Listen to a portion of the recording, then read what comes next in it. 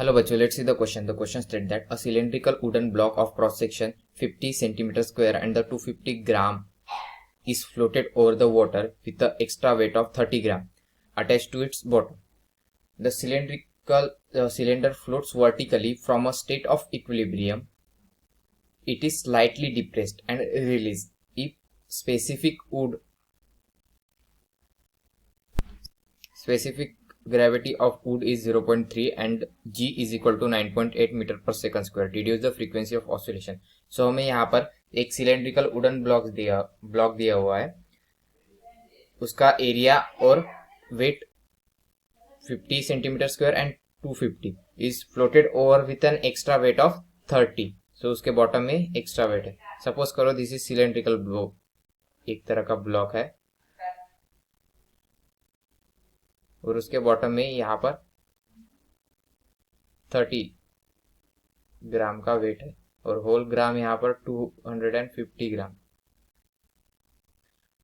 और vertically float कर रहा है. तो यहाँ पर हमें at the state of equilibrium क्या होगा? It's slightly depressed and release. So state of equilibrium में क्या होगा? जैसे कि हमें पता है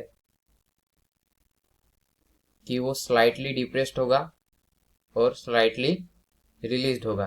सो उस तरह से यहाँ पर वो ऑसिलेशंस परफॉर्म करता रहेगा. हमें उस ऑसिलेशंस की फ्रीक्वेंसी यहाँ पर निकालनी है.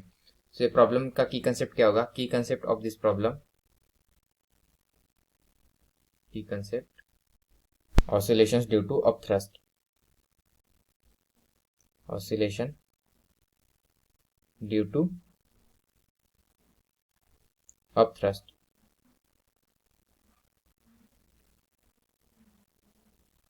तो सपोज करो यहाँ पर एक ऑब्जेक्ट, ये जो ऑब्जेक्ट है अगर ये पानी में, हमने इसको पानी में डाला है, ये फ्लोट कर रहा है. सो यहाँ पर इस ऑब्जेक्ट पर कितना अपथ्रस्ट लगेगा? Upthrust is equal to, is exactly equal to कितना होगा? Weight of the object that is mg plus rho V g. Now V is a volume, rho is a density and G is a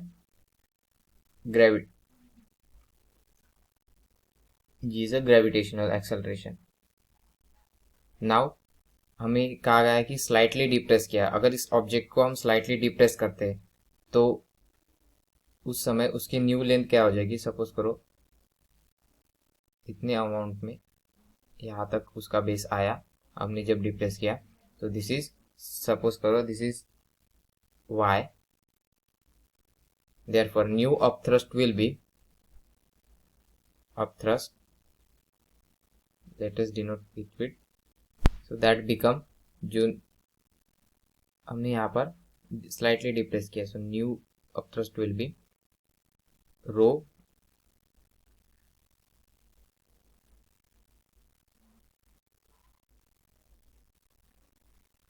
of the liquid into Vg. So here rho is a density of this column. Now this is equal to rho L. जो volume होगा, volume we can write as a area into length. Area of the base into length क्या होगी? Now L plus y into G. Therefore यहाँ पर net force यहाँ पर कितना होगा? नेट फोर्स बिकम, जो हम फोर्स यानी कि जो डिप्रेस करने के पहले था, जो new upthrust minus the depress करने के पहले जो हमारा था, therefore this is rho L V G, that is rho L plus Y into G minus M G minus rho zero V G. So therefore F net equal to क्या होगा? F net equal to rho L G plus rho L YG minus EMG minus ρ0 VG। So यहाँ पर जो अब thrust था, this has value रोयल VG, therefore F net equal to, since यहाँ पर एरिया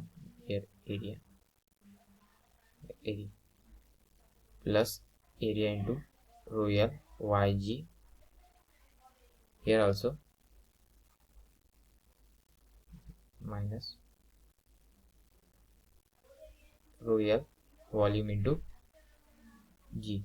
so ये term, first term and third term are, so first term और थर्ड टर्म कैंसिल हो जाएंगे। So we are remaining with F net equal to A रोयल YG।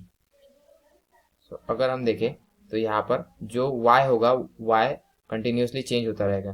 Therefore यहाँ पर F is what, mass into acceleration, this is area royal YG। तो जो हम देख सकते हैं g यहाँ पर कांस्टेंट रह सकता है, यहाँ पर एक एरिया कांस्टेंट रह सकता है, because area is area of base, royal density of the liquid and mass of the that wooden block. Therefore, we can infer that A is directly proportional to Y. That is, acceleration is directly proportional to the displacement. This shows the SHM. Hence, this motion is the SHM. ये SHM होगा। Therefore, in SHM जो frequency is equal to क्या होती है? Frequency is equal to 1/2 pi under root A by Y. Therefore, F equal to 1/2 pi 2 into 3.14.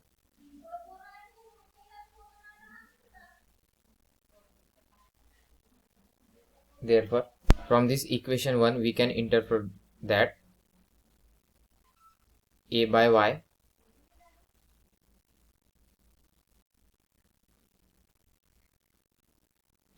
Y is equal to A royal into G upon M. Therefore, this is A royal upon into G upon M. So area कितना दिया हुआ है? Area is 15 centimeter square. 15 centimeter 1 by 6.28 into under root 15 centimetre square और उसका metre में conversion 10 to the power -4। Royal is density of liquid, that is 10 to the power 3 into G is 9.8 upon, यहाँ पर जो मास है, मास इज 250 प्लस 30। तो total mass कितना हुआ? Total mass equal to 250 plus 30, this become 280 gram. उसका kg में conversion 0.28, this is 0.28 kg। Therefore, F frequency equal to 1.15 hertz. तो फ्रीक्वेंसी कितनी मिली? 1.15 हर्ट्ज। आशा करता हूँ आपको सॉल्यूशन समझ में आया होगा। Thank you.